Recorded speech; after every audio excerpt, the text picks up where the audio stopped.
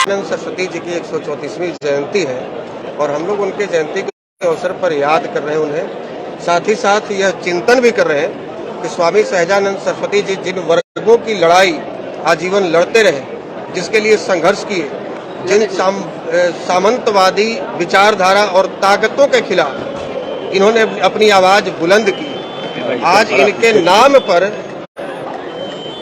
वैसे ही सोच रखने वाले लोग, जैसे कि ये सामंतवादी सोच, परिवारवादी सोच से ये बाहर निकलकर या उनके खिलाफ आवाज उठाते रहे, आज वही लोग इनके नाम पर राजनीतिक सेक कर अपनी पार्टी के आकाओं को भी गुमराह कर रहे हैं और साथ साथ उनके समाज को भी गुमराह कर रहे हैं।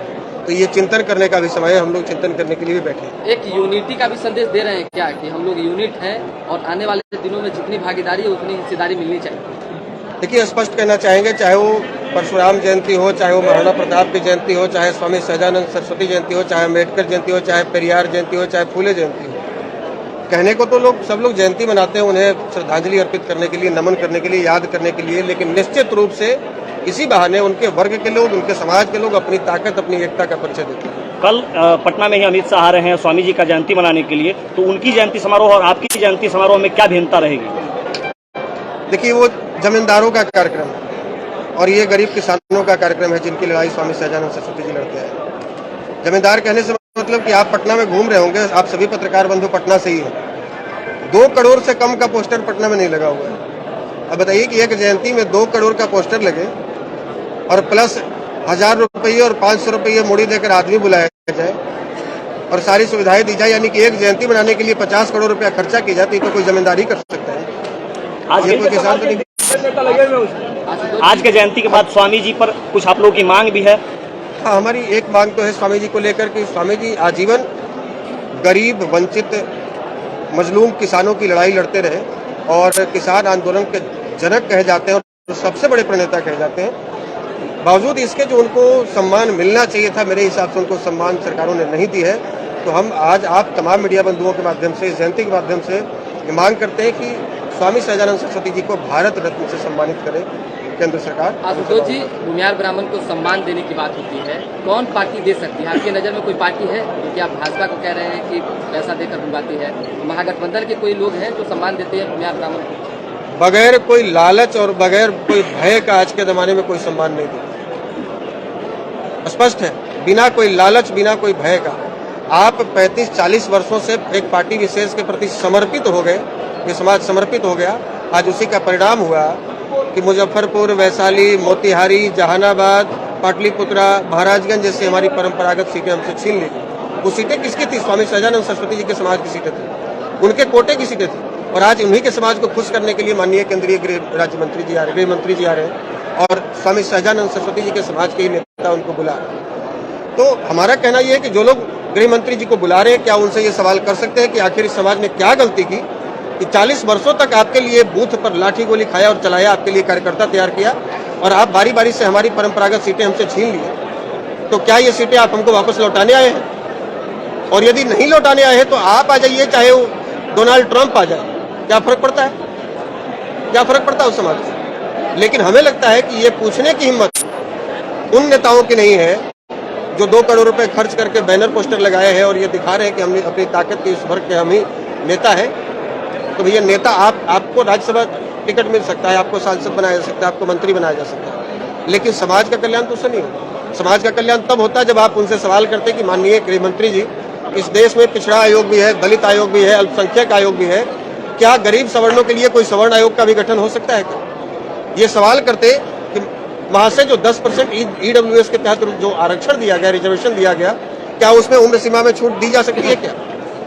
क्या हमारी परंपरागत खोई हुई सीटें हमें वापस दी जा सकती है? क्या हम आपके विचारधारा के साथ हैं? हम आपके विचार के विरोधी नहीं, लेकिन अपना अपमान सह के, अपना सम्मान खो के हम आपके साथ खड़े नहीं रह सकते और अब जो हमें सम्मान देगा हम उसके साथ जाने को। आशुतोष जी, एक सवाल और है, अपने समाज की गोलबंदी के लिए आप पूरा बिहार घूम रहे हैं, देश घूम रहे हैं, लेकिन बावजूद इसके जब चुनाव आते हैं तो इसी समाज में फूट होती है, सभी समाजों में होती है, लेकिन इस समाज में ज्यादा।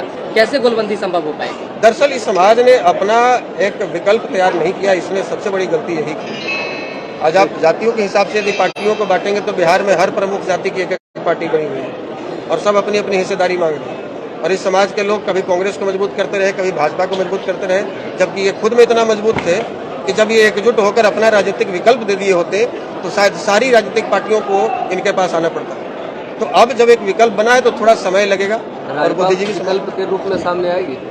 जी निश्चित रूप से पॉलिटिकल पार्टी बनी है तो विकल्प के रूप में ही सामने लाने को बनाई गई है, लेकिन समय लगेगा, लोगों तक हमें पहुंचना पड़ेगा, जन जन तक पहुंचना पड़ेगा, पार्टी की विचारधारा उन तक पहुंचानी होगी, उनको जोड़ना होगा, उद्देश्यों को बताना होगा। 24 में किसके साथ है आशुतोष कुमार?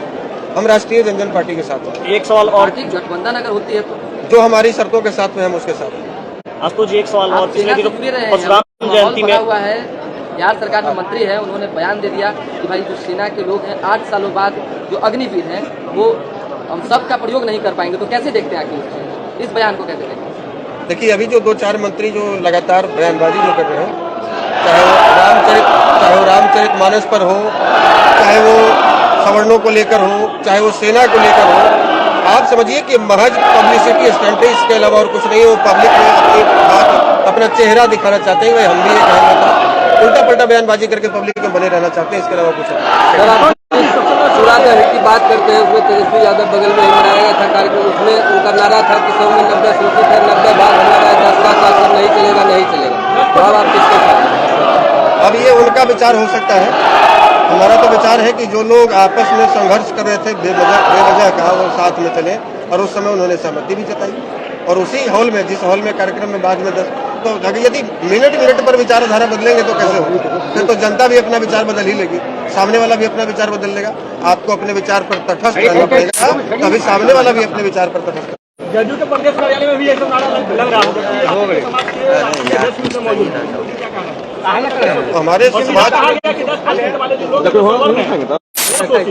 हमारे समाज के जो राष्ट्रीय अध्यक्ष जी हैं उनसे तो उन्हीं के लोकसभा क्षेत्र में सवाल किया गया तो उन्होंने कह दिया कि नहीं हमसे कोई जाति से संबंधित, समाज से संबंधित सवाल नहीं, तो मानने को तैयार ही नहीं है, वो मानने को तैयार ही नहीं है। इसलिए जब वो मानने को तैयार नहीं तो हम क्यों माने? सवर्ण समाज को आपका कहना है कि विकल्प ढूंढना चाहिए, विकल्प बनाना चाहिए। आप सक्षम है, बना सकते हैं, और पूरे देश स्तर पर एक राजनीतिक विकल्प दे सकते हैं, बजाय आप दूसरी पार्टियों का झंडा ढोए, बजाय आप दूसरी पार्टियों को मजबूत करें।